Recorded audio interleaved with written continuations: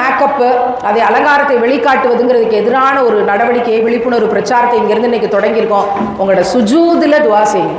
இஸ்லாமிய பெண் பிள்ளைகள் இந்த அலங்காரத்துக்கு ஆட்பட்டு அலங்காரத்தை வெளிக்காட்டக்கூடாதுங்கிறதுக்காக உங்களோட சுஜூதில் மறக்காமல் துவா செய்யும். துவா வலிமையான ஆயுதம். ஒட்டுமொத்த உலக முஸ்லீம்களுக்காகவும் பலஸ்தீனுக்காகவும் அதிகமாக துவா செய்யணும். போன வாரம் நான் ஒரு வீடியோ பார்க்குறேன். 2 பசங்க 10-12 வயசு இருக்கும். முன்னாடி 3 அண்டாவை வச்சு யாரோ ஒரு ட்ரஸ்ட்லேருந்து ஏதோ ஒரு நாட்டிலேருந்து போய் சமைச்சிக்கிட்டு இருக்காங்க. ஒரு பையன் இன்னொரு பையன் தோளில் சாயிறான், அப்படியே சரிஞ்சு கீழே விழுந்துட்டான்.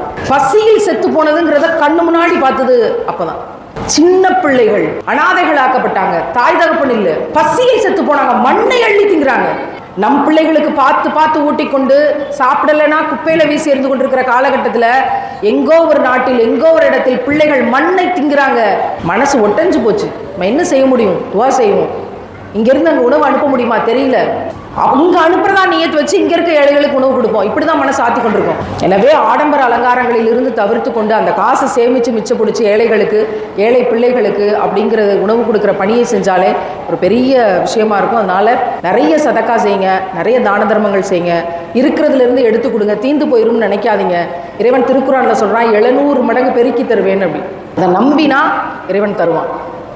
நம்பலை அப்படின்னா, டவுட்டானா தர்றது கஷ்டமாக இருக்கும். எனவே அதிகமாக தான தர்மம் செய்யுங்கள்.